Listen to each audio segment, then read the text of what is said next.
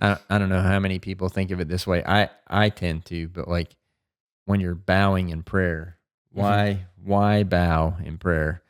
And if you go back in human terms and think about submission to kings, Mhm. right? You bowed before the king because you're presenting the back of your neck Yeah. to the king, and you're laying your head down, and you're saying like, "You have a sword. Yeah, I'm vulnerable, yeah. I serve at your leisure," Well, and right? and famously, And like, when knights are are titled, right, he passes the sword from shoulder to shoulder over his head, not yeah, through it. yeah, right, It's yeah, like yeah.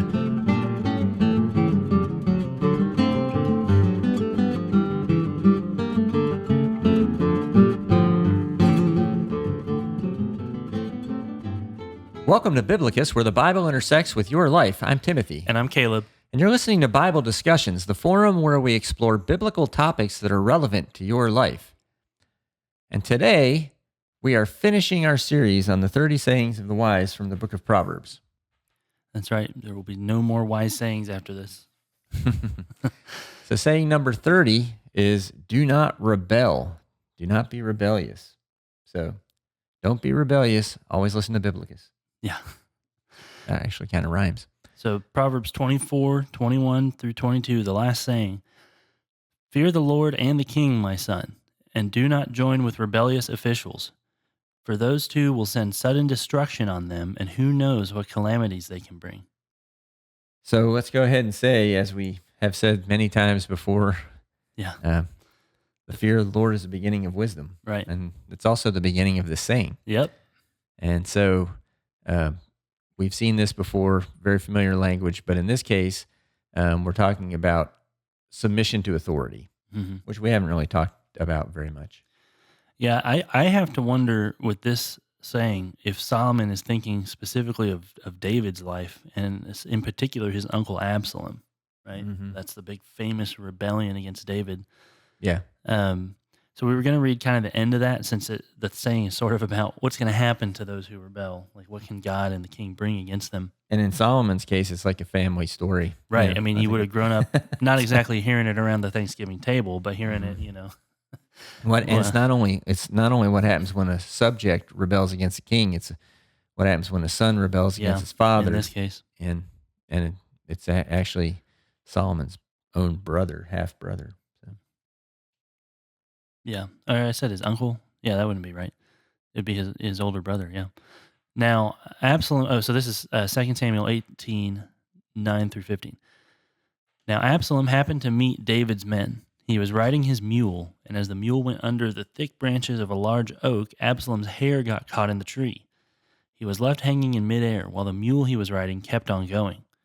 When one of the men saw what had happened, he told Joab, "I just saw Absalom hanging in an oak tree." Joab said to the man who had told him this, "What? You saw him? Why didn't you strike him to the ground right there? Then I would have had to give you 10 shekels of silver and a warrior's belt." But the man replied, "Even if 1,000 shekels were weighed out into my hands, I would not lay a hand on the king's son. In our hearing, the king commanded you and Abishai and Ittai, protect the young man Absalom for my sake. And if I had put my life in jeopardy, and nothing is hidden from the king, you would have kept your distance from me." Joab said, "I'm not going to wait like this for you." So he took 3 javelins in his hand and plunged them into Absalom's heart, while Absalom was still alive in the oak tree. And 10 of Joab's armor bearers surrounded Absalom, struck him, and killed him. So, I mean, one thing that strikes me here, like, Joab is one for excess, apparently. He's got 10 armor bearers. Like, that's a lot of armor. And he uses 3 javelins to stab someone in the heart. It seems like, one of anything through the heart will do the trick. well, it is an odd story. It shows, I guess, a lot of contrast between different characters. Yeah. Whereas some people are like, no, I want to do exactly what the king said. Joab's like, not me. I just want to kill Absalom. Yeah. And And Absalom didn't want to do what the king said. He went out on his own. He ends up, dying because he's rebellious. yeah, and Joab's showing some of the same spirit here, whereas this one soldier's pretty faithful, it seems. And I like what he says there, right?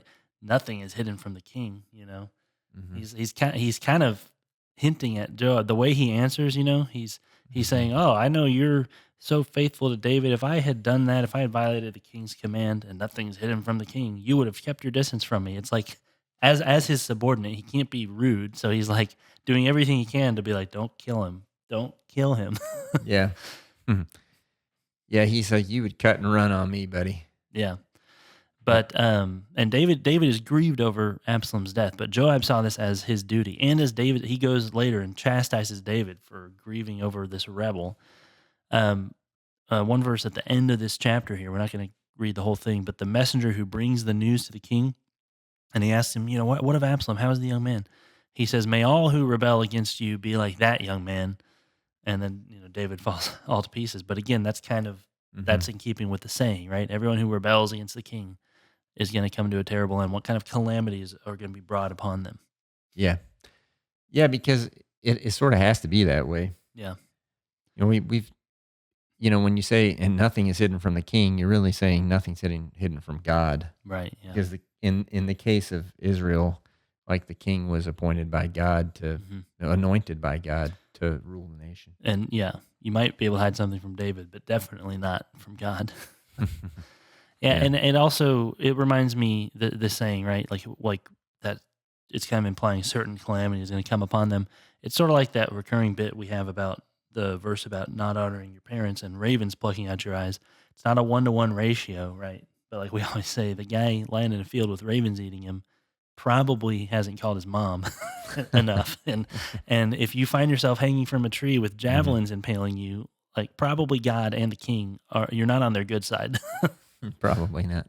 Well, the other side of that is the guy who shoves the javelins into him is probably not the nice guy either, like Joab. Right, yeah. So they both end up suffering for their rebellion. Yeah, So. David and Joab's relationship is very interesting. He seems kind of content to use him to take care of his enemies for a long time, even though he doesn't really trust him. And then at the end of his life, like we've studied before, he tells Solomon, you better kill that guy. It's a little, disheartening. Yeah. But, so on to another passage also written by Solomon in Ecclesiastes. This is all about, submitting to the king's authority in Ecclesiastes 8, verses 2 through 8. It says, obey the king's command, I say, because you took an oath before God. Do not be in a hurry to leave the king's presence.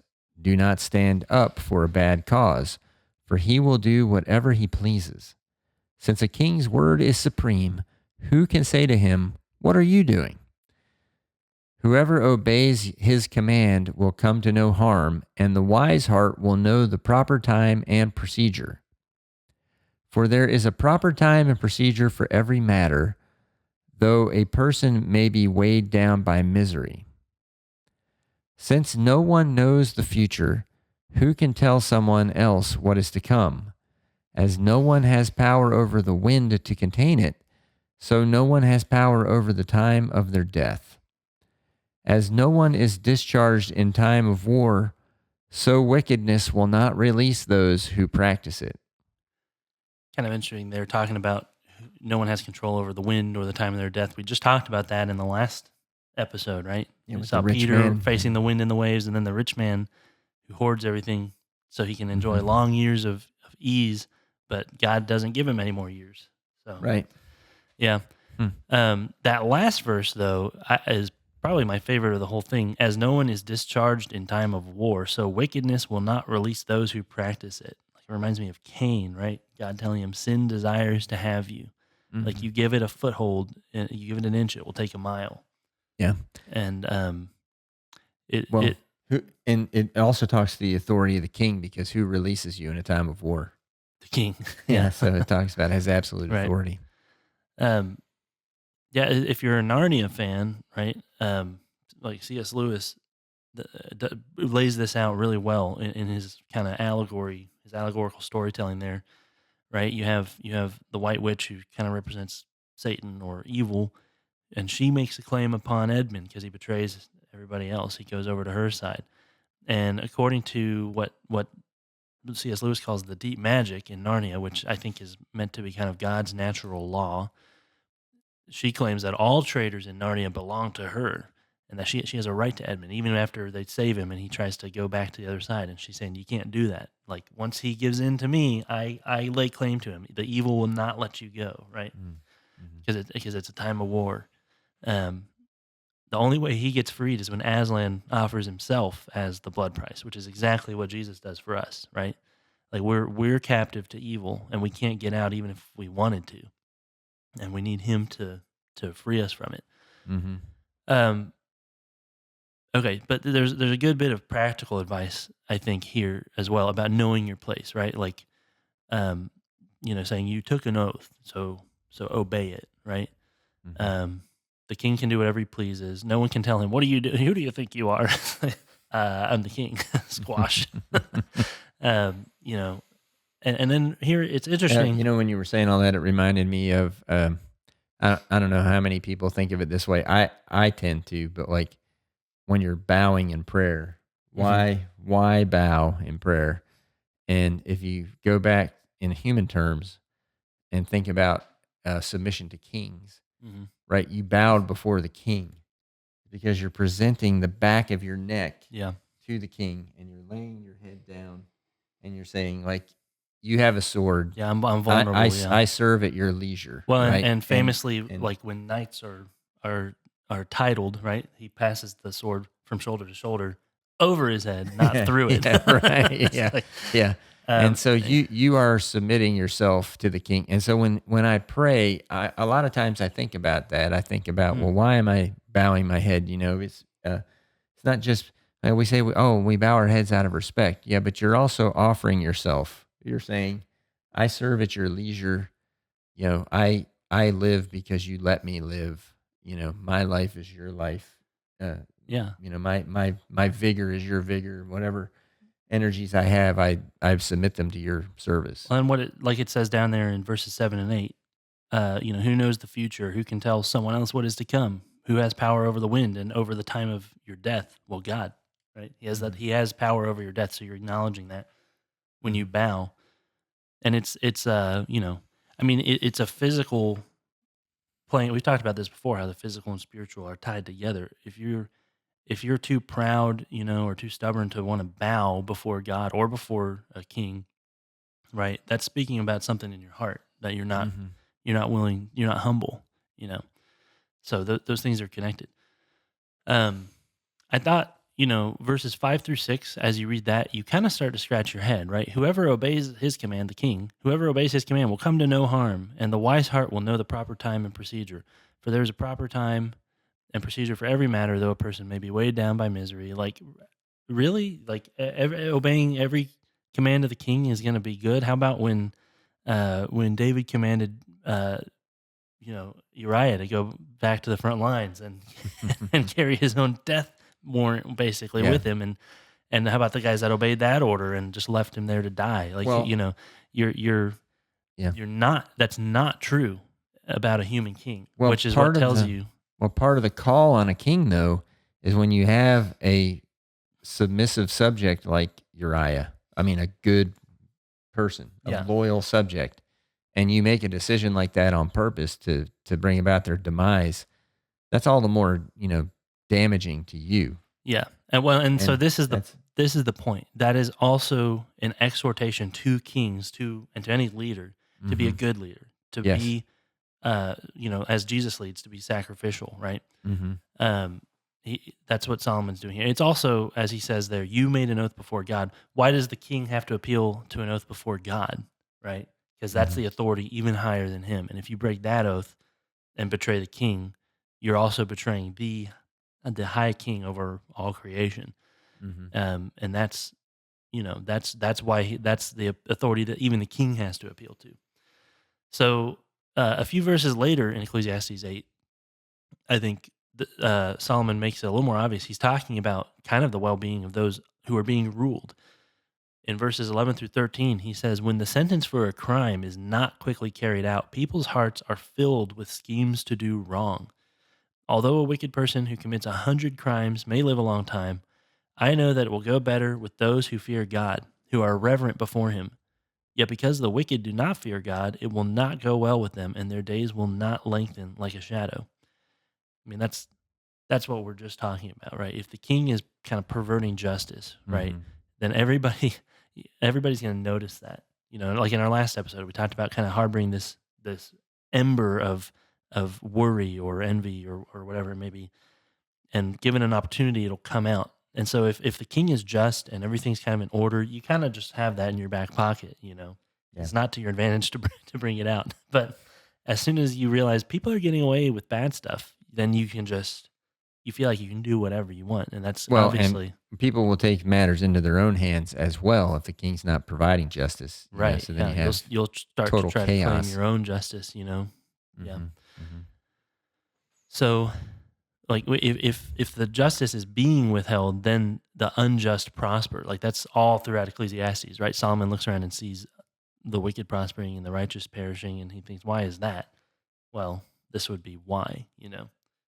It's not that God is no longer just. The kings and the rulers that he's given authority on earth to are not being just. And so people are taking advantage of that. And a good ruler, this is part of what Solomon's trying to teach through this, especially because back then, like the average farmer isn't going to be able to read this. Who's reading this? It's basically people in positions of authority. Hmm. This is a warning. Yeah, like You, Proverbs and such were written for the training of the king's sons. yeah. And that's what he always says that, listen to my word, my son, fear the Lord, my son. Hmm.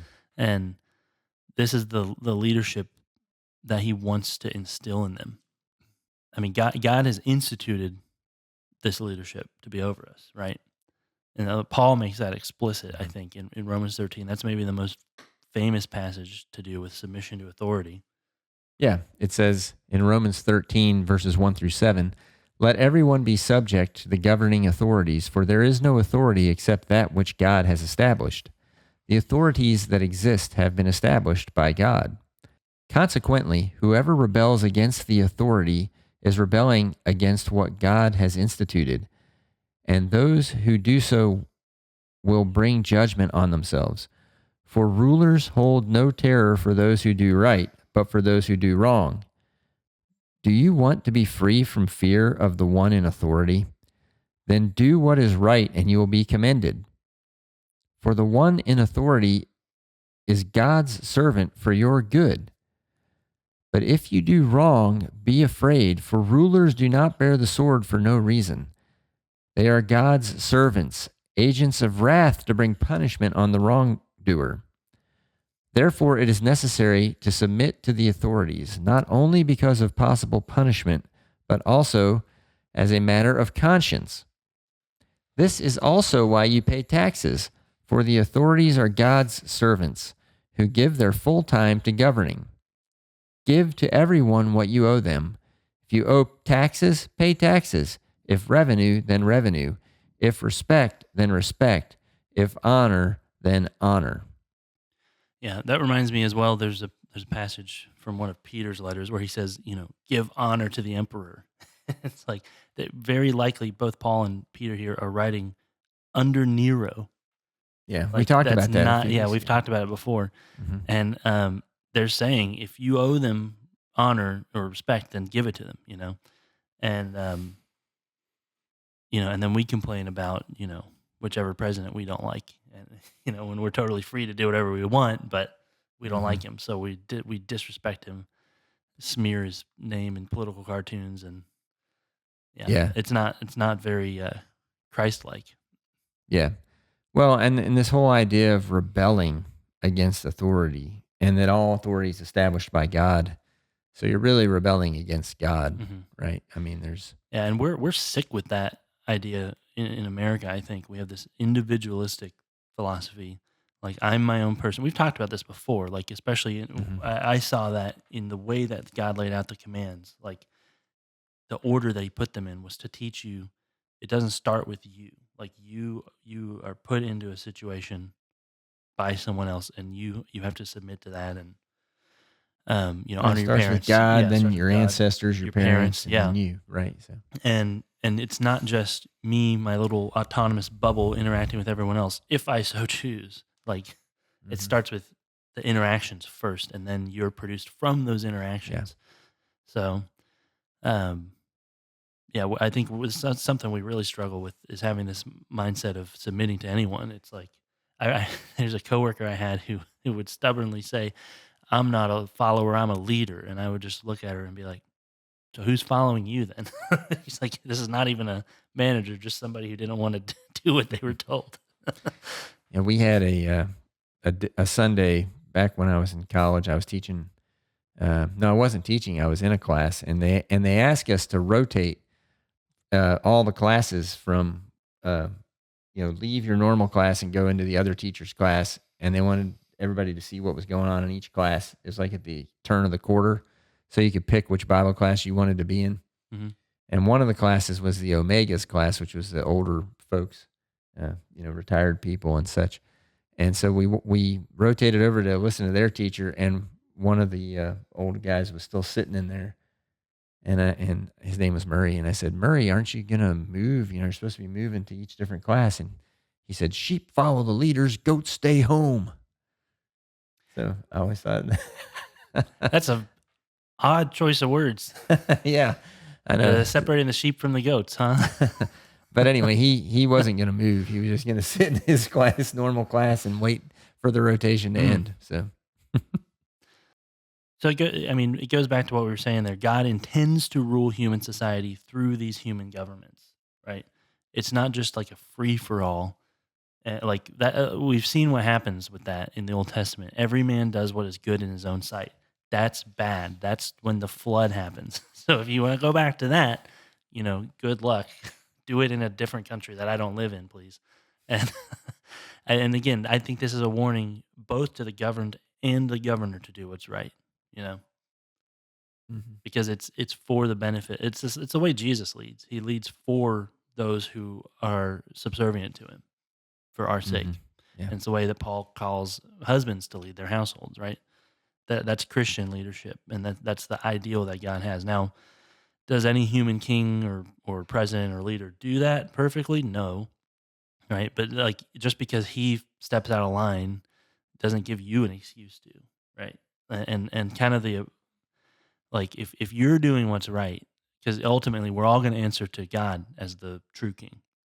So if you just maintain doing what you're supposed to be doing, right, instead of using that excuse when the king steps out of line to try to take advantage for yourself or take some control for yourself, then it's all going to be on him, right?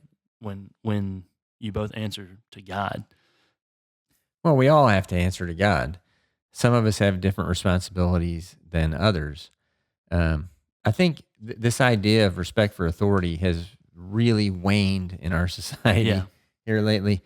So back when I was even younger than you are right now, and Ronald Reagan was president, he used to say he never took his jacket off in the Oval Office out of respect for all of the things that had transpired Mm. in that place, for all the great historical decisions that have been made there and whatnot. And when, if you visit his presidential library, there's a full size replica of the Oval Office. And at least when I was there, when you walked in, he started talking, and that was one of the things he shared was how he always kept his jacket on in there. Mm.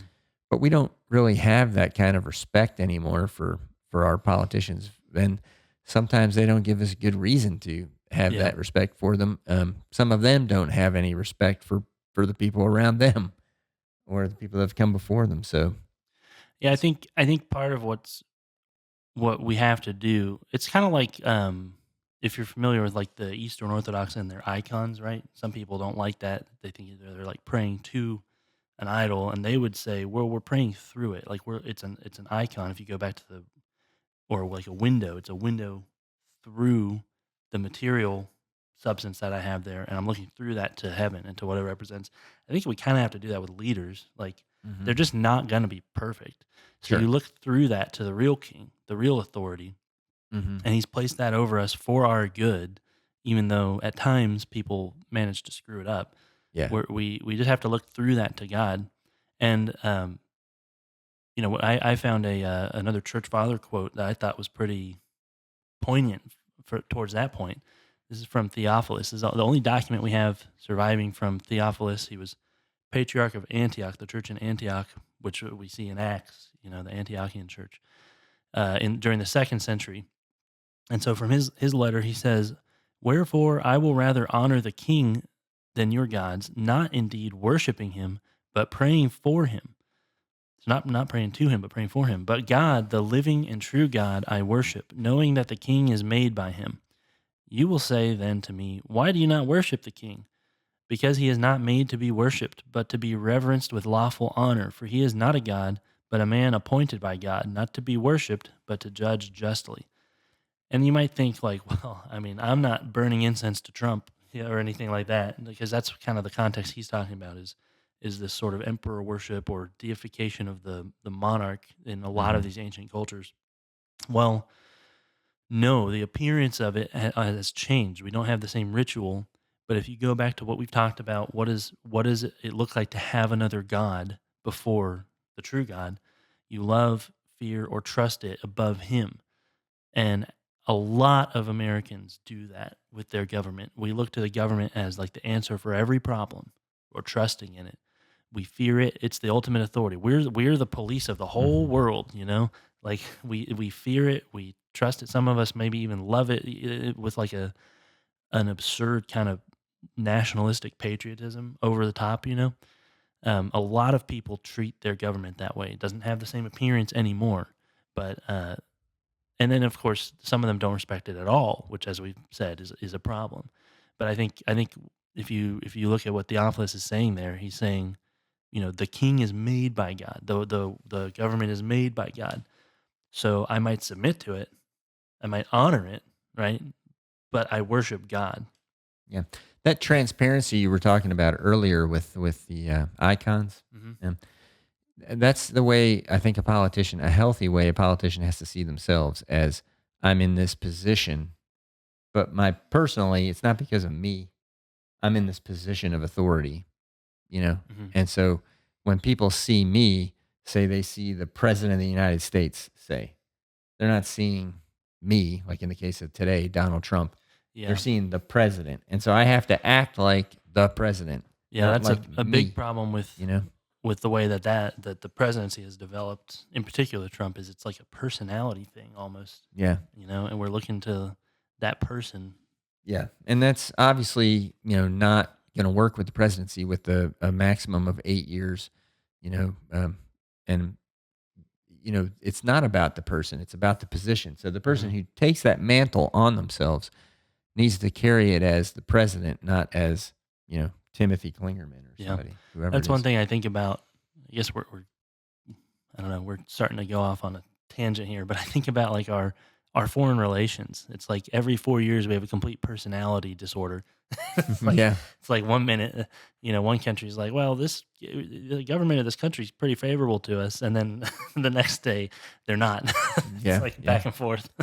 There's no consistency. It's like that's why there needs to be a transparency of the person and even the party that's in control. We need to have some semblance of uniformity. Of the government as it goes along. But that's when you have the person who becomes autocratic, is if they think it's just about them, and while I'm in here I have to do what I want to do. I think when you think that way as a president's not really that powerful, honestly. Well, not supposed to be. Yeah, you run the military, and you preside over, thus the name, what the other branches of government are doing, and so you're not really supposed to be that activist. Yeah, it's definitely become the opposite. Yeah. So we've talked a lot about kings and earthly governments, right? And we have talked about God, but we've looked at like Absalom rebelling or Paul telling you not to be rebellious. So how about rebelling against God in particular, and what kind of calamities does he bring? And I thought immediately of Satan. He's the ultimate rebel, certainly not in a good way. Yeah, I was gonna say, you make him sound favorable when you say. Well, I think he probably wants to seem a little cool, and there's ways in which he is maybe, but he takes that to the extreme and just spits in the face of God. So we get to end in Revelation, right? That's how every episode of Biblocus is supposed to end. For a long time, we were ending in Revelation a lot, but so Revelation 12 verses 7-9 say, "Then war broke out in heaven. Michael and his angels fought against the dragon, and the dragon and his angels fought back. but he was not strong enough, and they lost their place in heaven. The great dragon was hurled down, that ancient serpent called the devil, or Satan, who leads the whole world astray. He was hurled to the earth, and his angels with him. So I thought of this too. Remember when Solomon said, wickedness would not let you go, as the military won't let draftees go in a time of war? Satan is at war. War has broken out in heaven and on earth, right? And he needs all the help he can get because he's not strong enough. So when you lend him a little help, right, by committing some evil, he's going to ask for more. We talked about this too when we were talking about like plotting and scheming evil, you know? Yeah, We like talked the about Godfather. mafia movies and stuff. It's like you start with just a little, do me a little favor. Next thing you know, you're like, you're killing people for him, and you can't find the off ramp. Yeah. Yeah, well, that's because the reason it's an offer you can't refuse is because you'll soon be dead if you do. Yeah. So it goes back to who do you fear? Should be God first and foremost. Yeah. So, but the future, if you keep reading Revelation, the spoiler alert, the future for Satan and those who follow him is to be cast into the lake of fire for eternity. Yeah. Sounds bad. Yeah. So, it's like that's the guy asking you to help him out. You're aiding and abetting the enemy, right? Yeah. That's what you're doing. So our wise words takeaway from this episode is God rewards the faithful, but punishes the rebellious. So that all makes sense from everything we've talked about, I think. And yeah, and it's for leaders and followers, right? Whatever your position, right? You're still called to be faithful to him. You can be a bad leader, and you're making it even harder for those under you to be faithful. That's part of the problem with doing that. Yeah. So, and like we were saying, if you've ever sinned, I don't know if you have, I have. I have right? a couple times. You're aiding and abetting the enemy of God. There's a spiritual war going on, and you're giving aid to the enemy.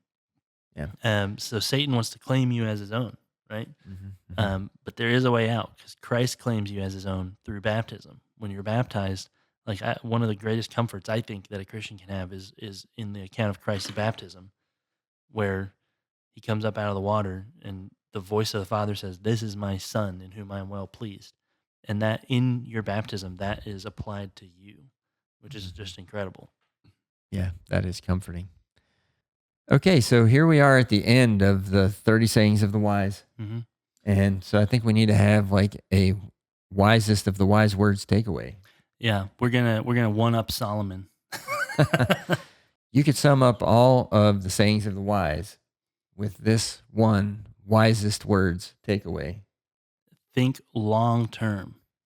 That's it. Think long term. That's been through all of them. That's been like the through line, of why you would follow his advice. In the short, we've talked about you're trying to like take control in the short term because you're sacrificing the long term. And that's, that's like the opposite of what a sacrifice should do. It should be a short-term sacrifice for a long-term gain. But if you're willing to sacrifice long-term for short-term, you're not thinking clearly. If you're here in episode 84 or whatever this is, and you're in saying number 30, you already think long-term. So, and we appreciate that. Yeah. Thanks for joining us all this time. But think long-term. That's our wisest words takeaway. Yep. So he's Caleb and I'm Timothy. Thank you for listening to Bible Discussions on Biblocus, where the Bible intersects with your life. Please consider subscribing to our channel to help support our efforts. All scripture quotations, unless otherwise indicated, are taken from the Holy Bible, New International Version, NIV, copyright by Biblocus Inc., used by permission of Zondervan, all rights reserved. Biblocus is a registered trademark. This program is copyright 2025 by Timothy Klingerman. God bless all of you.